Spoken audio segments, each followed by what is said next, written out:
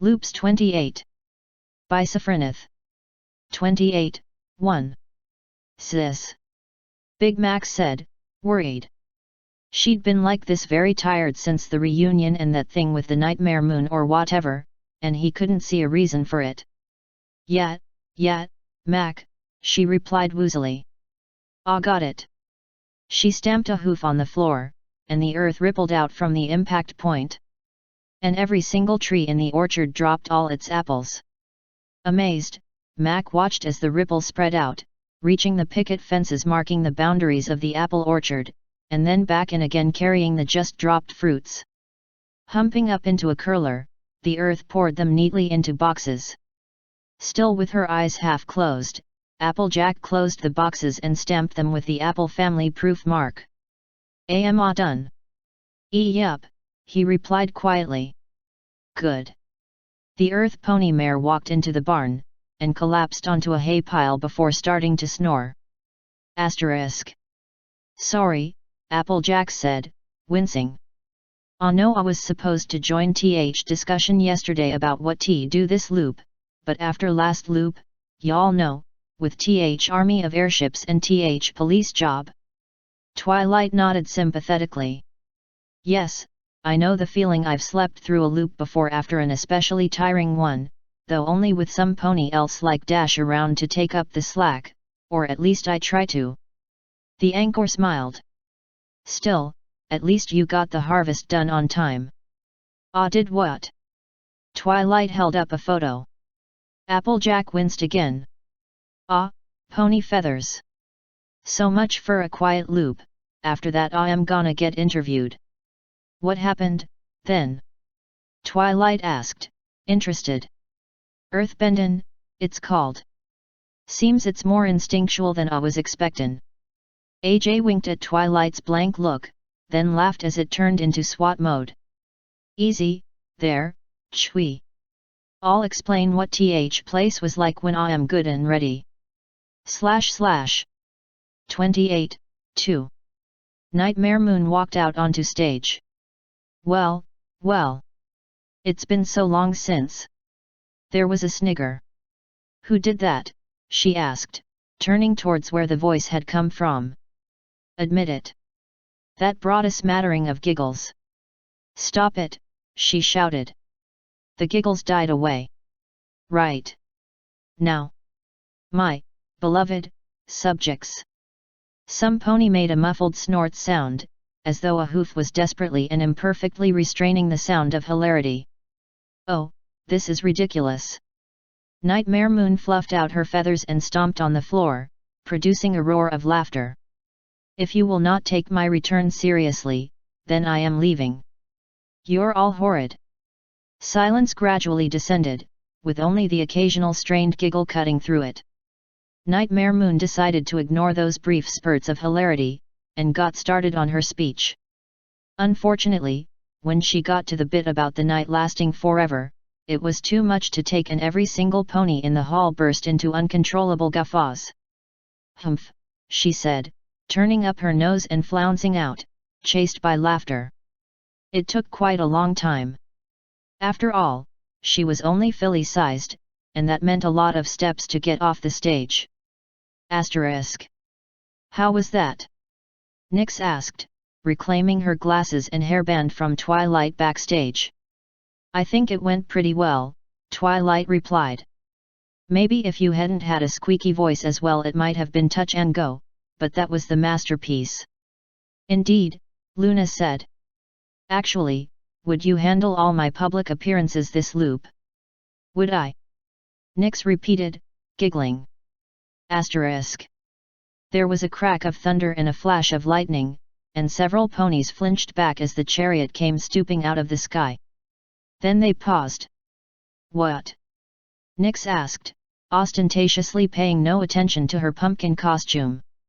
Oh, am I not scary enough? Grr. Somehow, it seemed like the ponies of Ponyville were not as terrified as they might perhaps have been. Nyx rolled her eyes, making the costume fluff out. Oh, sure, it's fine for a pony to dress up as a chicken, but you get the deity of the night coming to her own festival as a pumpkin and suddenly they are not in the spirit of the holiday. Well, humph. Asterisk. Well, did I miss anything? Nyx asked, wings whirring frantically as she landed in front of the elements. Celestia just gave her a look. Wow, the party must have been awesome to demolish half the castle like this. How come you didn't wake me up? Nyx looked upset. Is it cause I don't look old enough to be allowed alcohol? And that's a stupid rule, by the way, I'm totally old enough. Asterisk. Scootaloo shrugged desperately. I want Dash to like me, but it seems like I just can't get her to treat me how I want. Well, Nyx frowned, clearly thinking hard. In my experience, nothing helps you connect with a sister figure like turning evil, becoming corrupted by your own power, confronting your sister, fighting her, losing, being banished to the moon by the elements of harmony for 1,000 years, shrinking, coming back to Equestria in a hilariously abortive attempt at a coup. She paused. I might have forgotten the next bit, but anyway it does work. Could be tricky to arrange, though. Do you have superpowers? No, Scootaloo deadpanned. Well, we could start with that. Nyx smiled encouragingly. Maybe we could get Pinky to make you a gyrocopter, and you could be Gyrocopter Pony, the pony with a gyrocopter.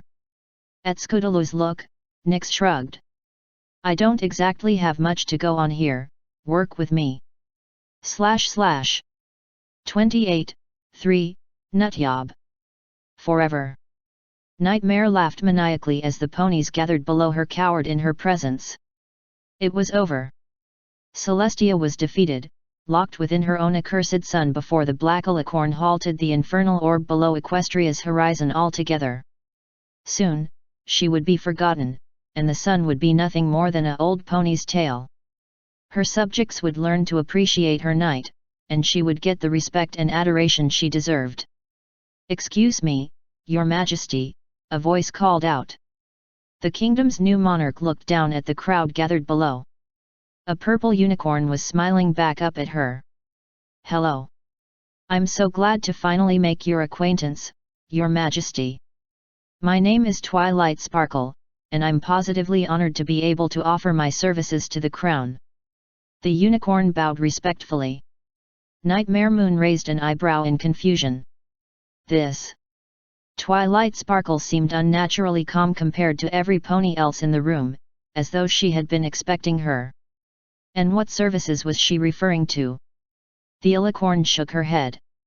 It didn't matter, one of her new subjects was already warming up to her. This presented an opportunity. Reward this subject for her loyalty and more would follow. Rise, Twilight Sparkle.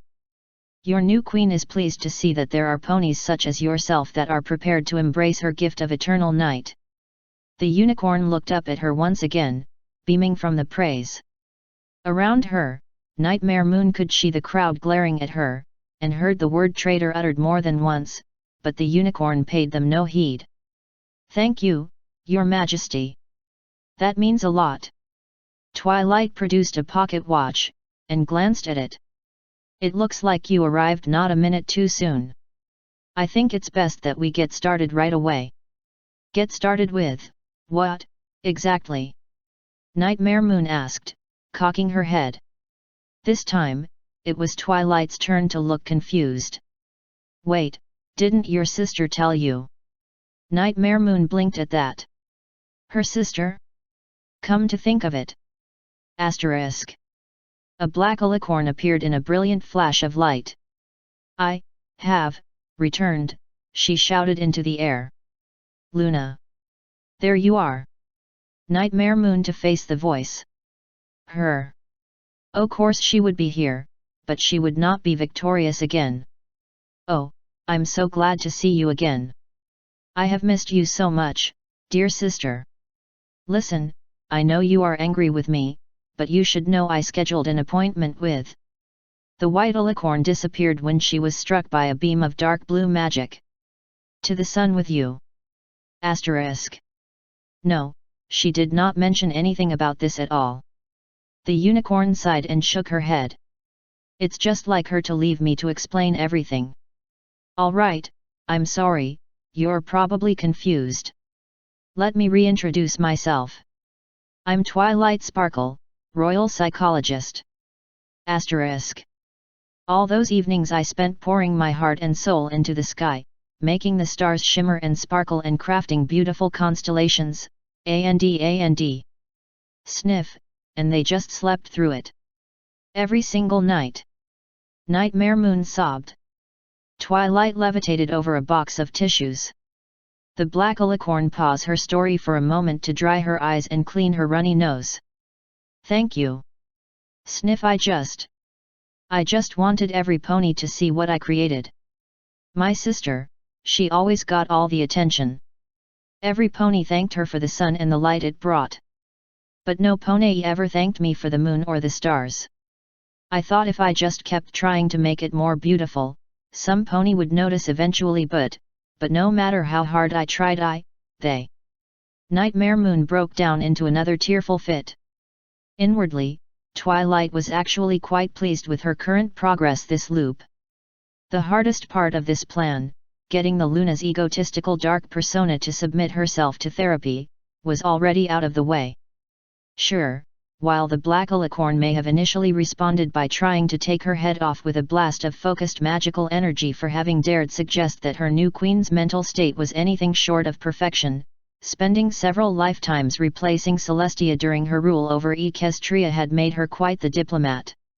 Talking her down hadn't been easy, but by playing the scared, helpless unicorn who was only trying to serve her new queen, she had managed to calm Nightmare Moon down enough to stop her destructive rampage. After that, coaxing her into attending the session had been a matter of careful word choices, ego stroking, a few hypothetical scenarios, and a cheerful attitude sprinkled with hints of adoration. Even under the dark influence of the nightmare, Luna, at her core, had still only truly desired some appreciation and attention. After she agreed, Twilight was actually surprised how quickly she opened up. It made her wonder whether or not Celestia had tried this before banishing her sister to the moon for 1,000 years. Something to ask about. Either way, seeing the black alicorn sobbing in the middle of her tree, which she converted into a makeshift office, was something she wished her friends were here to see. Well, her looping ones, anyway. Their non-looping selves, Spike included, were peeking in through a window. She pretended not to notice, but it wasn't quite the same. It would make for a good story, but things were starting to drag on, so it was time to make a move. Luna. May I call you Luna? She paused to let Nightmare Moon answer. The alicorn hesitated for a bit, but eventually nodded. Twilight smiled. This was a good sign. I completely understand your desire to have your work validated. To see something you put so much work into completely ignored must have been devastating. You mentioned that your sister received plenty of attention for raising the sun. Do you think it would have hurt as much to have every pony ignore the night if that weren't true? Nightmare Moon was slow to answer. Well, it still would have hurt, but I suppose that seeing Tia getting all that attention might have made it worse. Twilight nodded. Would you say you were envious of the attention she was getting? She asked, careful not to make it sound like an accusation. Maybe, she said, but the way she sank into the chaise lounge implied a more definitive answer. Did you ever tell her you were feeling neglected back then? She knew. Are you certain? Twilight pressed. Tia. Celestia knew everything. Nothing ever happened in the entire kingdom without her knowing about it. She had to know, she answered, but her words sounded uncertain. Twilight shook her head. Perhaps that she was so busy maintaining a presence in Equestria's politics was the reason she hadn't noticed how you felt? Sometimes a pony can get so wrapped up in their work that they fail to notice how their friends and family are hurting. Nightmare Moon seemed to consider this, but didn't respond at all. Objective 1 complete. Now for the other matter. So then, this plan of yours, to make nighttime eternal, this is another attempt to get more ponies to notice the night sky. Nightmare Moon nodded. Yes. They won't be able to ignore the night anymore if it lasts forever. But don't you think that could be counterproductive? Nightmare Moon looked at her and raised an eyebrow. What I mean is, ponies might notice the night sky, but since it comes at the cost of the day and the sun, it could cause them to resent it instead of admire it like you wanted. Nightmare Moon huffed. Then so be it. They ignored me night after night and spent all of their time in the sun. They never cared about me, so why should I care about how they feel? Twilight gave a small smile. You don't mean that. You don't know me, she said, turning away. No, but I know you care deeply about every one of your subjects. I know you were there fighting discord alongside your sister, she said. Nightmare Moon's ears perked up, and she turned back towards Twilight. You know about that? Twilight nodded. I do. Nightmare Moon stared at her for a moment, then turned away again. Yes, I was there. And for a while, the ponies seemed to love me too. But years passed. Decades. Centuries, and I was forgotten. And as their love for me faded, so did mine. And yet, when you heard about King Sombra and the way he enslaved the Crystal Empire, you once again threw yourself against a powerful enemy in order to protect them, Twilight added. If what you say were true, you would have felt no obligation to help them. Nightmare Moon faced Twilight again with a disbelieving look on her face. How do you know all this? Because I've been very thorough in researching my homeland's history, she said simply. It was at least partially true, but she felt it was best not to mention the whole truth for the moment. You had no obligation to save Equestria from discord. You could have left the ponies, my ancestors, at his mercy and looked for a new land to settle in. But you saw ponies suffering under the rule of a reality-bending tyrant, and you, along with your sister, wanted to protect them. Not so you could rule over them, you did it because you couldn't stand to see them in pain. It was the same for the Crystal Empire, am I right? Yes, she admitted. But we failed. The Crystal Empire is gone. Maybe, but you protected Equestria from a potential invasion from King Sombra's slave army. And more importantly, you fought for them. Your subjects, and the crystal ponies. You did care. And while the history books are vague on the exact dates of the events, the fall of the Crystal Empire and your rise as Nightmare Moon were what, a year apart? 2? Certainly not long enough for you to divorce yourself of that protective nature and empathy. Nightmare Moon's gaze met the floor. Twilight took that as a yes. And your sister's public presence? I'm willing to bet that one of the reasons that she managed to maintain such an outward image was because you were helping to keep Equestria running smoothly outside the public eye, correct?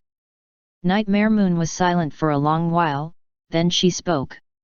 It doesn't matter. I've already made my choice, she nearly whispered. But it does matter. It matters to you. Stop. You still care about them.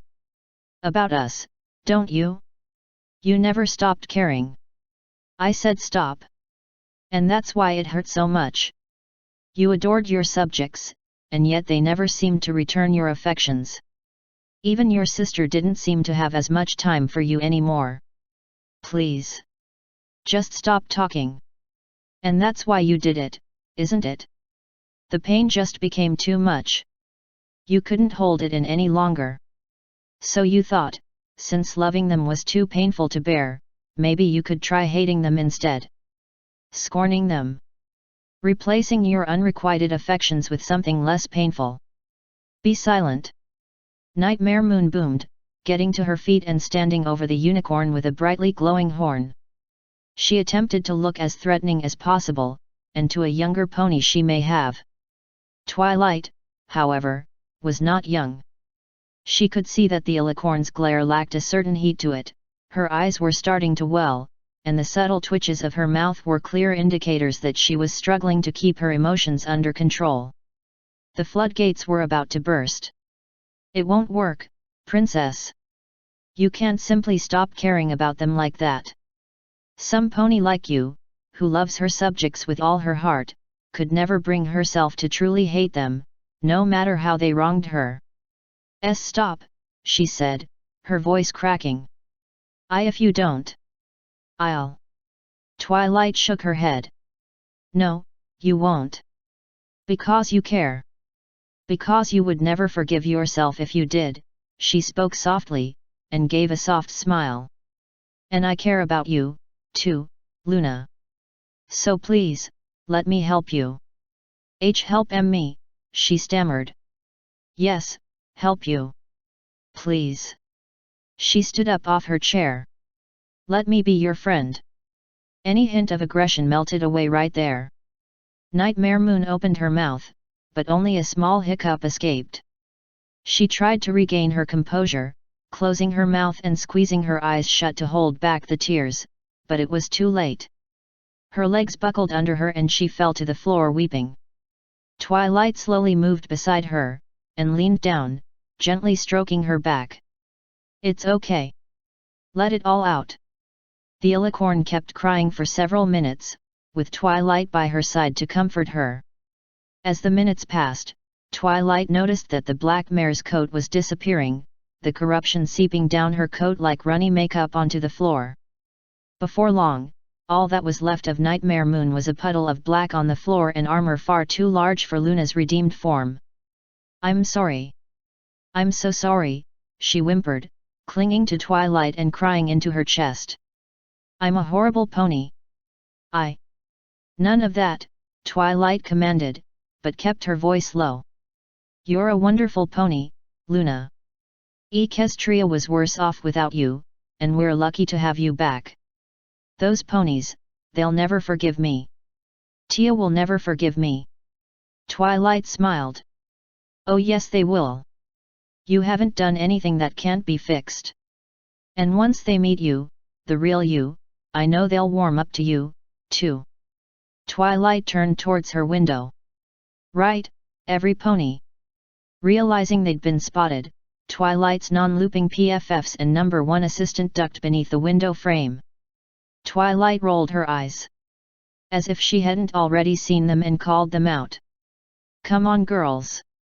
You were all so wonderful to me when I got here this morning. Princess Luna needs that now more than I ever did. You aren't going to deny her friendship over a choice she regrets making, are you? And I know I taught you better than that, Spike. The doors unlocked. Come inside. Silence once again overtook the library-turned-psychiatrist's office. Luna gave Twilight a worried look, but the unicorn assured her that they'd come. After a few moments passed, but the group finally proved her right. They walked in slowly, and stood in front of the pair, their eyes wandering between Luna, Twilight, and each other as they tried to decide what to say. Twilight decided to help move things along. Princess Luna, these are my friends. The baby dragon is Spike, my number 1 assistant. He was raised by your sister until she put him under my care. The 5 ponies are my friends. I only just met them when I came into Ponyville, but they've been some of the kindest and friendliest souls I've ever met. They can help you win back Ponyville's trust. Spike stepped up first. Well, I'm not sure how I can help but, I forgive you. You don't seem like a bad pony to me, and Twilight's right. Your sister helped raise me, and she taught me better than to hold a grudge against some pony that just made a bad choice. Absolutely. Applejack exclaimed, moving forward and smiling at Luna. I know I probably haven't given the night the attention it rightly deserves, but I reckon without it, the sun would just shrivel everything I try to grow right up. I figure I owe you big for that, so forgiving ya is just the start of it for me. Yeah, what she said, Rainbow Dash added. I'm not too good at these kinds of speeches, but I totally get what it's like to have something awesome you make go unnoticed. I mean, when I was a filly, I did a sonic rain boom, and no pony noticed. She threw her hooves up. It's a giant rainbow explosion in the sky. How do you miss that? She let out a big sigh. Anyway, yeah, I totally get where you're coming from, so I forgive you, too. Indeed, I can only imagine how it would feel if every single one of my works were ignored, Rarity stated as she walked up to Luna and inspected the oversized armor she was wearing. Although I have to say, your taste in accessories could use some work. She levitated the helmet and armor off of the alicorn. Stand up, dear. Good, now let's get you out of that tacky footwear. Yes, that's better. Those ponies don't know what they're missing. Why, with a coat like yours, and a little work, I'm certain you could shine brighter than the sun. Figuratively speaking, of course. And I'll throw you a big welcome to Ponyville / welcome back to Equestria / thanks for not making night last forever party. Pinkie shouted. To illustrate her point, she pulled a cord that released a bunch of streamers, balloons, confetti, and a welcome to Ponyville / welcome back to Equestria / thanks for not making night last forever banner from the ceiling. Every pony stared at her in disbelief. But when Twilight began to ask, but stopped herself. No matter how many loops she went through, she would never get a satisfactory answer to Pinkie Pie. Pinkie continued. Don't worry, every pony comes to my parties, and it will be a great chance for every pony to get to know you and have a great time doing it. Luna stared at Pinkie for a second, then looked at the one pony in the room who had yet to speak. And you? Do you forgive me, too? The yellow Pegasus hid behind her own mane even as she answered. Yes. I wasn't ever really angry. I was more worried about my animal friends. Some of them don't see very well at night. But I'm glad you aren't doing that anymore. Thank you. Luna looked at each of her 7 new friends and, finally, gave them a small, touched smile. Thank you. Thank you all so much. Pinkie latched onto her new princess / friend in a big hug, surprising Luna. Twilight followed next, then Spike, Rarity, and eventually the whole group. With all her new friends embracing her, some fresh tears began to form in the Night Princess's eyes. Ones not of sadness, but of joy. Happier than she could remember being for millennia, Luna hugged them back. She finally had everything she ever wanted. Who would have known it would be so easy?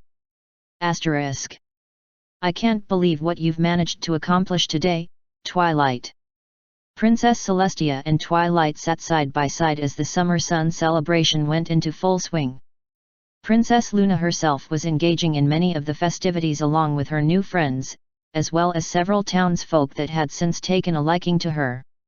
Currently, that meant going head-to-head with Pinkie in a cupcake eating contest, with half the town cheering them on. It was nothing, really, Princess. You sister just needed a friend. I knew I could get to her. I have to admit, when you came to me saying you could redeem Luna without the elements of harmony, I was very confused. You knew so much I thought I had hidden from you so well. I honestly feared for your mental state when you began to talk about these time loops. Twilight nodded. But you always give me the benefit of the doubt.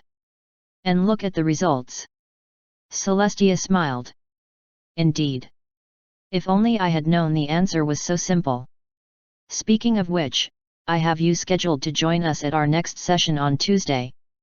Celestia blinked and looked down at Twilight. Wait, me? But... Twilight held up a hoof to cut her off. Now, I won't take no for an answer. I'm sensing centuries of bad air between you two, and I intend to see you two through it. The sooner we get this out of the way the better. Procrastination isn't going to help any pony. She said with finality.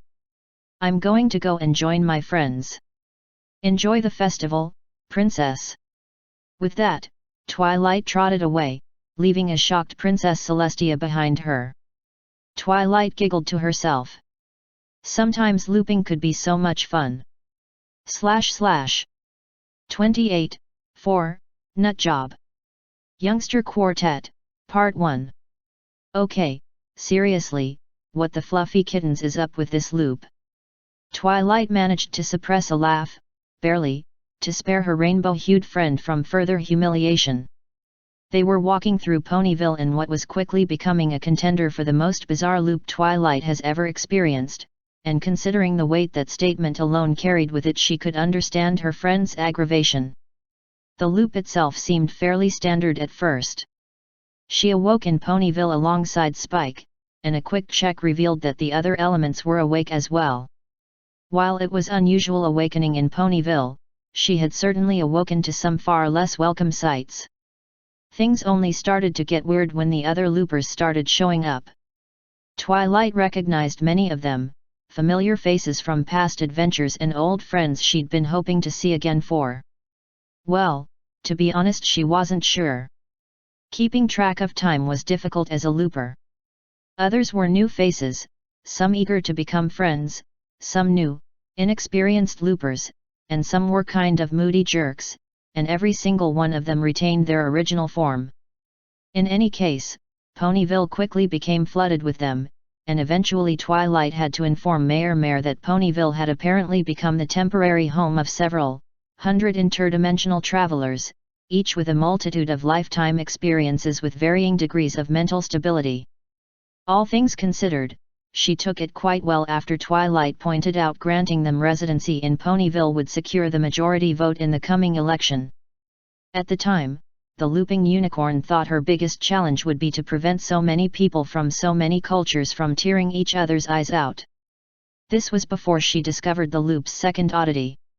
"Oh, man," Rainbow moaned, covering her face with her hooves. "I can't believe I said that to him. I'm never going to live this down." On top of being the single biggest example of a fused loop she had ever seen, it was also an altered loop with some very strange rules. As far as she could tell, no one, whether they be pony, human or otherwise, could say or perform any action that might be considered inappropriate for children. On top of that, some of the items the loopers had brought with them had been physically altered, as well. Weapons turned into toys or candy, for example, or cigarettes into lollipops. At first, Twilight thought that one of the loopers might have been responsible for everyone's uncharacteristic behavior, but after she got word of other parts of Equestria being affected, and several thorough tests of her new neighbor's abilities, she concluded that none of them had the resources or power needed to pull off such a feat. At least not without using a massive amount of easily traceable energy, which there was no evidence of. It took some time, but eventually most of the loopers had found ways to deal with it. Most treated the loop as a vacation, as the universe was forced into a state of perpetual peace, and the princesses, thankfully, also awake, and Mayor helped see to it that each of them was well accommodated. Still, there were a fair amount of troublemakers that tried to overload the loop's censorship, which usually just resulted in their words and actions being more heavily altered, but that didn't stop them from trying. And when one such looper had started instigating Rainbow Dash, it quickly devolved into what would have been a heated argument between the two, had the universe not decided to make things awkward for them. "Oh, come on, Rainbow. It wasn't that bad. Some of the other loopers have been thrown into far more embarrassing situations than you," Twilight offered. "Remember when Laharl and Etna accidentally promised to start a circus? That got a smile out of the Pegasus. Baby steps. Yeah, that was great. Flauné wouldn't let that one go until they made it happen. Gotta admit, Midboss and Pinky were great on the trapeze." Twilight nodded. "I thought Captain Gordon made a great clown, myself. And how about that time Megatron transformed into a carousel?" Rainbow Dash let out a chuckle. "Almost there. Okay, yeah. I don't think anyone saw that coming. And need I remind you about the nine-tailed fox?" she snickered, pointing a hoof towards the ever-free forest, where the remains of the world's biggest piñata was visible over the treeline. This finally seemed to get the Pegasus's thoughts off of her earlier humiliation long enough to share a short but refreshing laugh with her unicorn friend. Okay, yeah. I mean, I guess I don't have it too bad compared to all that," she admitted. "Exactly," Twilight agreed, smiling. "Besides, I'm sure Wolverine knows you didn't actually mean any of that. Her smile suddenly transformed into a mischievous grin. Although I have to say I'm sure it would have been quite the wedding. The Pegasus' cheeks went from light blue to bright red and she shot Twilight a glare that could melt glaciers. Thankfully, as a countless number of loops had made her considerably more resilient in an oversized block of ice, the unicorn felt comfortable staring back smugly. Still, it was short-lived. As the second Rainbow Dash opened her mouth to retort, she was blindsided by an orange blur that sent her crashing several yards through the ground. For an instant, Twilight worried that someone had actually succeeded in beating the universal censorship, but one look into the newly formed trench and those fears were lifted. She would recognize that black, spiky hair anywhere, and she knew its owner wasn't the type to attack someone out of the blue. Oops. Sorry, Rainbow Dash. That was a little rougher than I was going for. Ugh, Gaku? What the happy meals is wrong with you? And what are you hugging me for? Oh, that's because. The scion trailed off, his face twisting in confusion. Actually, I'm not sure. I just felt like I really had to hug you, for some reason. What? But that she started, confused, before she put the pieces together and her expression morphed into one of irritation. Pinkie Pie. Yes, Rainbow Dash, the pink mare responded, poking her head out from the mound of dirt that had been created beside the trench. Did you write my name in the hug note again? Maybe. For the second time in 5 minutes, Twilight found herself resisting the urge to laugh. And judging from the snickering she heard coming from behind her, she wasn't the only one. By this point a mass of ponies and visiting loopers had gathered around the crash site. She knew most of them had been drawn by good intentions, rushing over to offer help if someone had been injured, and although tempting as it was to let them stick around and enjoy the show, she felt Rainbow Dash's ego had taken enough of a beating for one day. Okay, everyone. Nothing to see here, move along now, she called out, shooing the onlookers away. The crowd slowly started to disperse, with several ponies and especially loopers trying to sneak a few more glances before Twilight personally forced them away. Once they were free of any unwelcome onlookers, Twilight turned back and climbed into the trench to assist her friends. Gaku, you mind getting off me now? Rainbow Dash asked with a hint of irritation in her voice. Yeah. Gaku sheepishly rose to his feet.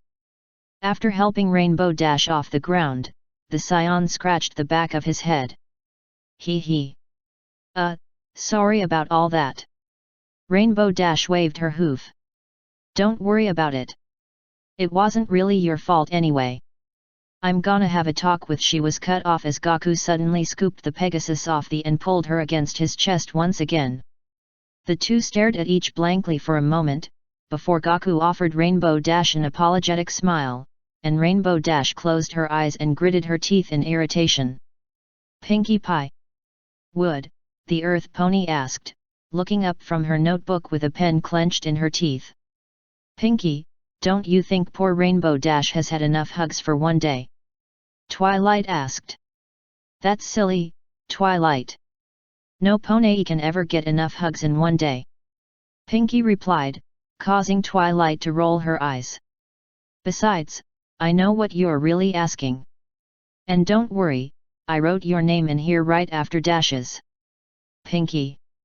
Also, I hope you don't mind, but I really wanted to see what would happen if I wrote someone's name more than once.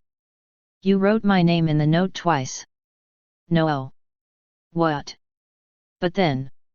Twilight was distracted by the distant sound of rumbling. Suddenly, the meaning of Pinkie's words became all too clear. Pinkie. How many times did you write my name in there? I wasn't keeping track. Oh, I know, why don't you ask them? Pinkie pointed behind Twilight. The unicorn almost didn't look, as she had a pretty good idea as to who they were, considering that Pinkie had pointed in the direction of the rumbling. I could just teleport away, right now, she thought. Maybe to Canterlot, or the Crystal Empire. Or the moon. All seemed like, at this particular point in time, a much safer place to be. But realistically, she knew it wouldn't help. Once her name was written in the notebook, her fate was sealed, and with all the loopers and their means of transportation, it wasn't as though she could run, either.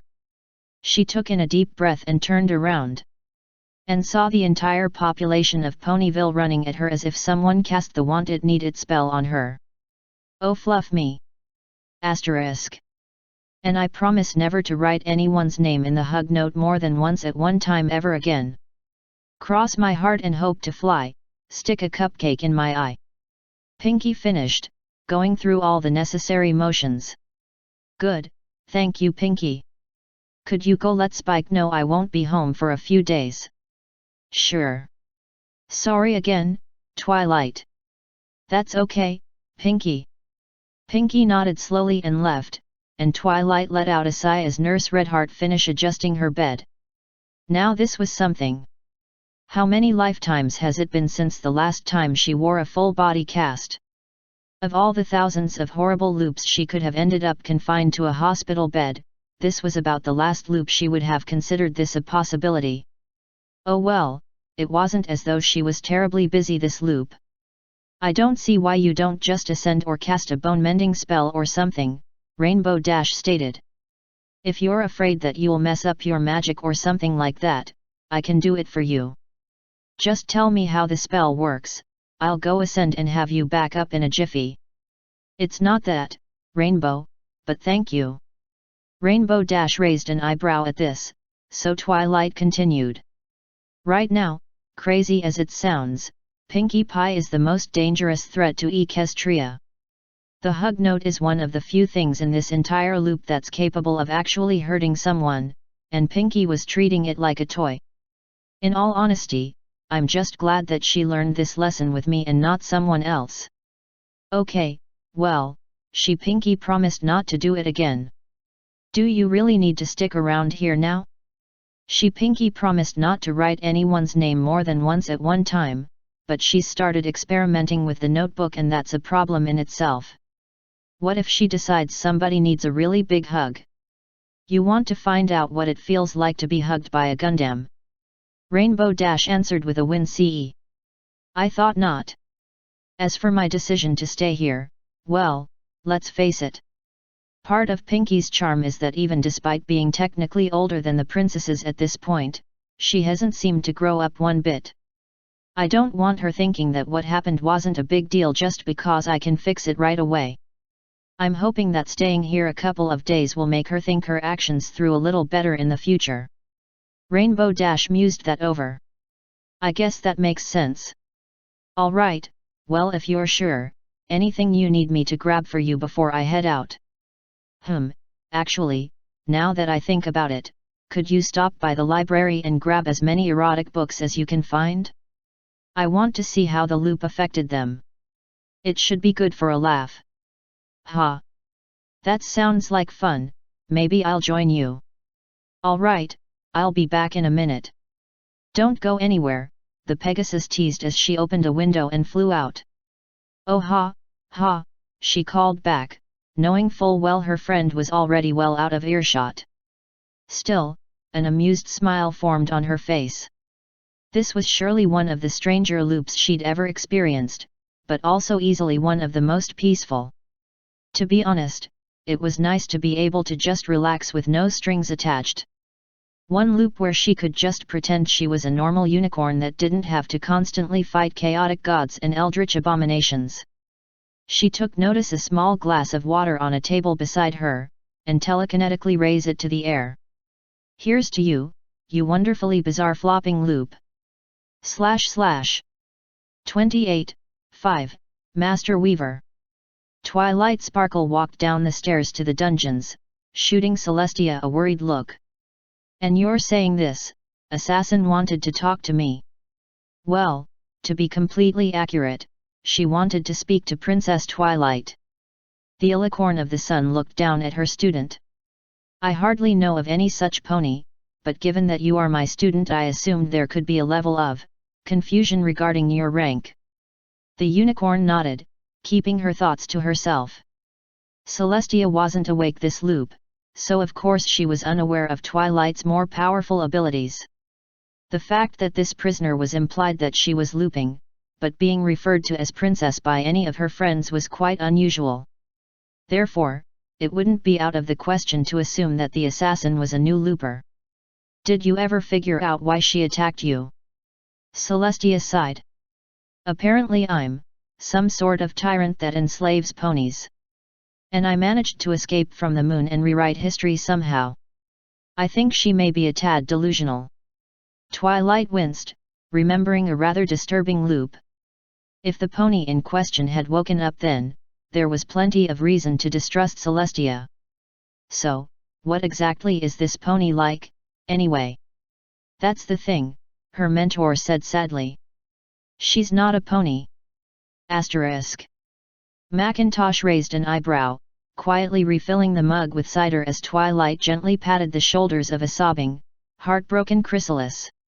He didn't exactly have a full understanding of the situation. It wasn't his place to pry, but from what he had gathered, the last loop that the Changeling Queen had been in had her married to Shining Armor, of all ponies.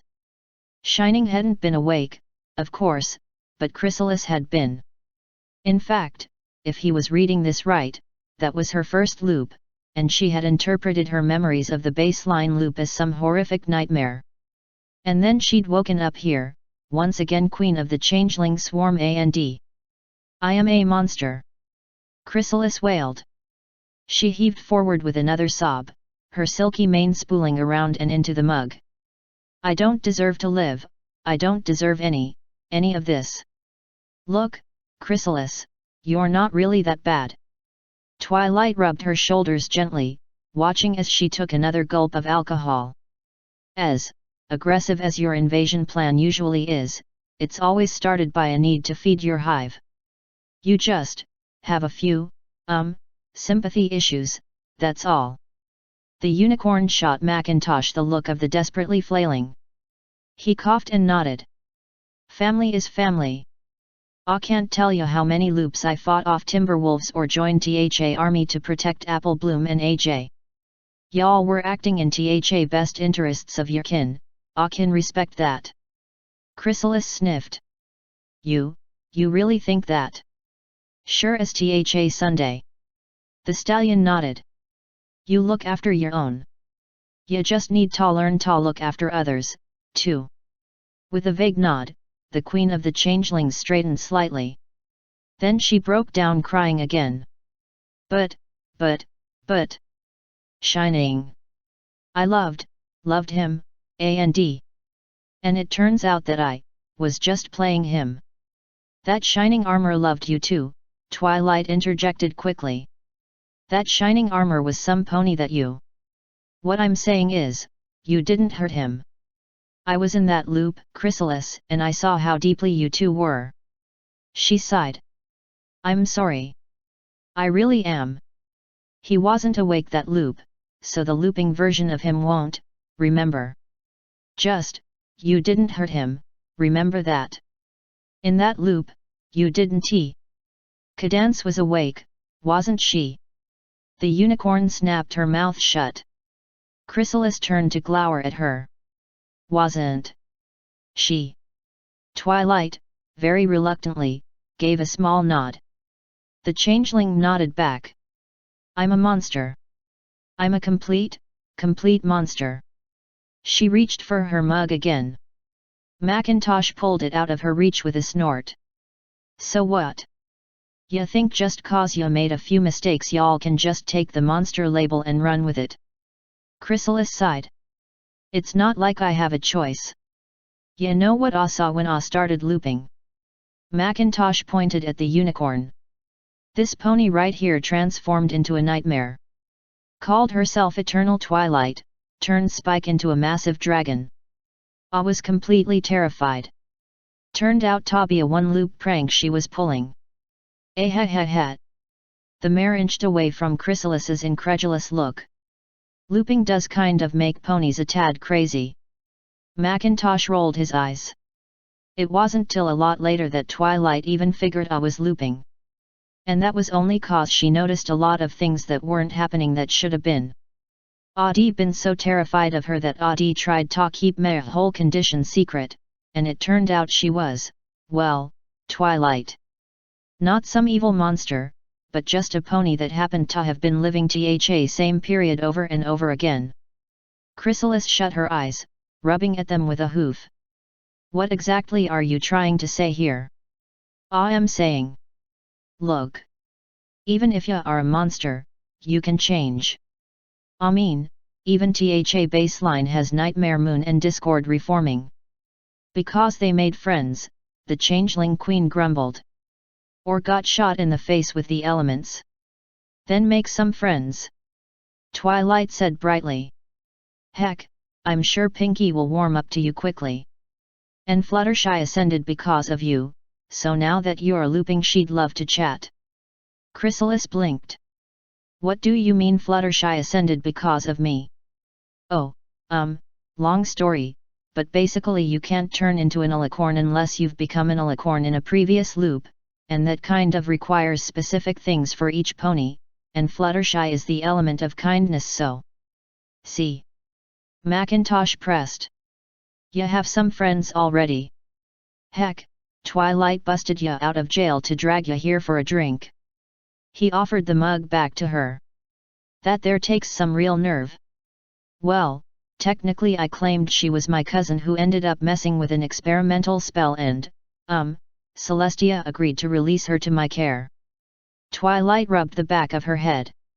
I'm amazed she bought that. The Changeling Queen looked at the proffered cider. I still love Shining. My version, anyway. The one in that loop, I don't know if the looping Shining is different. I'm never going to get to find out, am I? Twilight sighed. No, I'm afraid you won't. Chrysalis nodded slowly. Are either of them awake this loop? The unicorn took a moment to consider the question. Chrysalis, you're not going to be able to maintain a relationship with ponies when they're not awake. It just doesn't work, there's not a deep connection. You didn't answer my question. I don't want you to get hurt.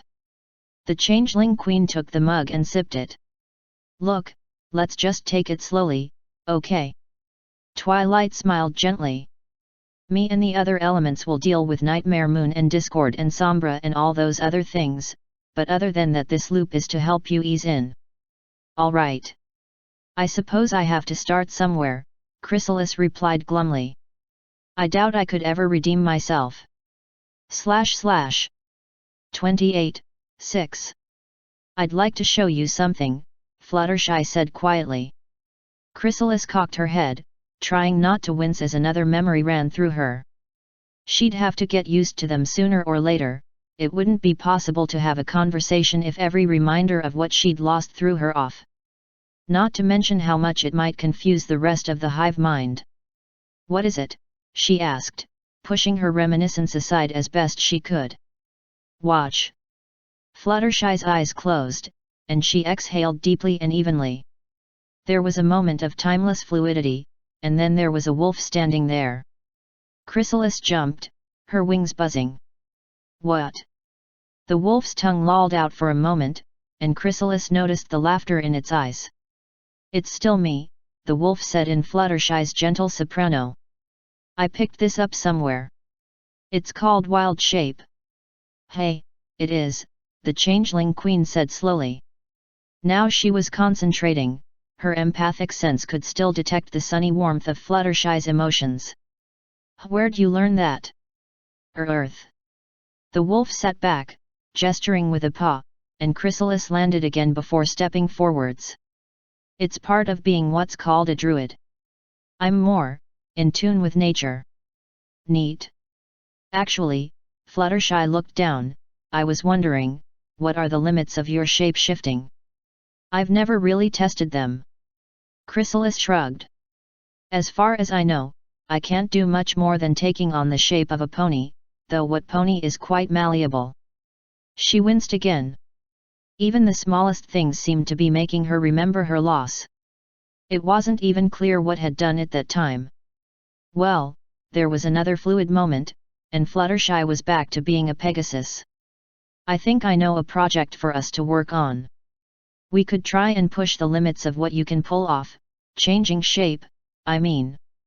If that's okay with you. That does sound like a good idea, Chrysalis nodded. But why are you helping me? Why not?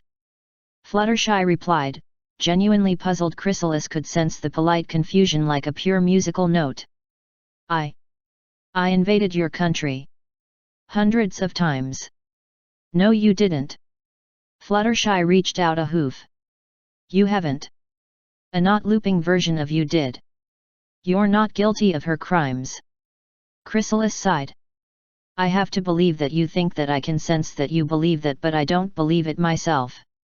That's okay. Fluttershy giggled. I used to be terrible at that. Okay, shall we do this? Chrysalis shook her wings. Not as though I have a choice, is it? Oh, no, I wouldn't dream of forcing you. Fluttershy backed off. But you really would enjoy the challenge, I'm sure. Then she got a mischievous glint in her eyes. Faint, but one that would startle some pony from the baseline loop. And I do think that it might let you play a prank or two. Pranks? Chrysalis repeated, feeling vaguely silly in having to ask so many questions. Well, I don't do them much myself, but I understand that Rainbow Dash and Pinkie Pie enjoy them, and they're good to let off steam, and they don't hurt anyone, and... Alright, I get the picture. The Changeling Queen held up a hoof, cutting off Fluttershy's long list. Right, let's get started. How is it that you're changing the shape of the ears? Oh. Fluttershy rummaged in her mane for a moment, and pulled a biology textbook from her subspace pocket. Right, here. You see how the attachment of the muscles differs? Aside from that, the main issue is... // 28:7. Sweetie Belle sat back, kicking the table leg. It wasn't much fun when the other Crusaders weren't looping, though on comparing notes they'd more or less mutually agreed that whichever one of them was looping should act like a cool big sister type of person.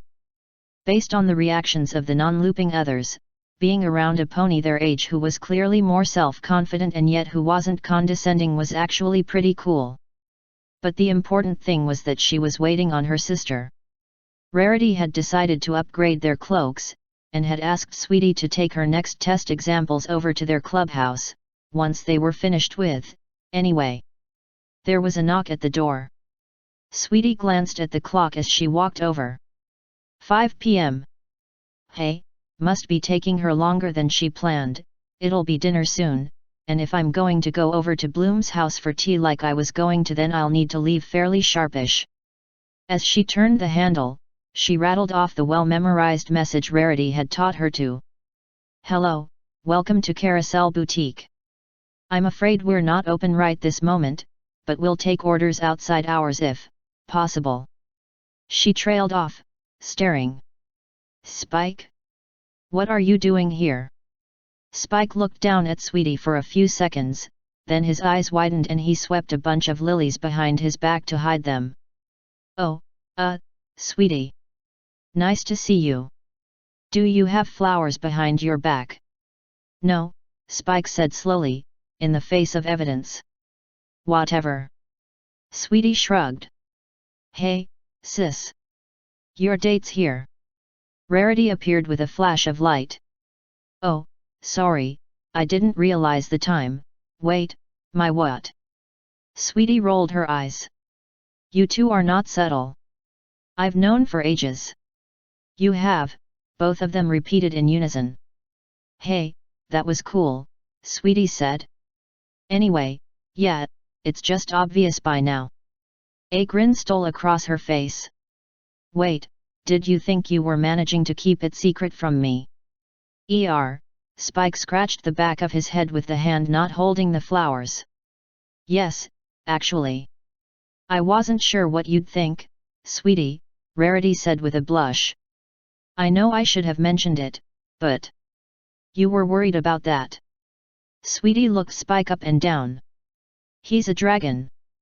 That's about as cool as potential brothers-in-law get. Fine, Then, Spike brought the flowers out. Here, Rares. I know you like them. The bouquet rose out of his hands wrapped in alabaster light. I do, you're right. Selecting one from the center of the bunch, Rarity nibbled it delicately and put the rest in a vase for later. Much healthier than chocolates. Now, where are we going? Spike produced a pair of tickets. Well, it's getting harder to find a new place to go, but, how do you feel about a classical music performance with Trixie doing a light and magic show? Rarity blinked. How did that come about? I am not entirely sure, Spike shrugged. Could be that Twilight sent Trixie off to that classicist. Octavia, Rarity supplied. Yes, that's right. Twilight sent Trixie off to Octavia and her friend Vinyl after she turned up here. In any case, the program says they're doing Beethoven, so that should be nice. Yes, that sounds fine. Rarity paused. I know it's probably not as low profile as it could be, but I'd actually like to fly there. Really? At her nod, Spike tapped his chin. Fair enough, then. Pegasus or Alicorn? Pegasus. Rarity matched deed to word, flashing through Ascension and then down the other side with wings instead of her horn. I do still feel nervous flying alone. I don't think that'll ever go away entirely, but not with you. Sweetie ostentatiously turned her back as the others shared a long look. Hey, she said, after a minute or so, should I just head off to Apple Bloom's, then? Sure, Rarity replied, distractedly. You've got your key. Yep. The unicorn filly got out of there in case they started kissing.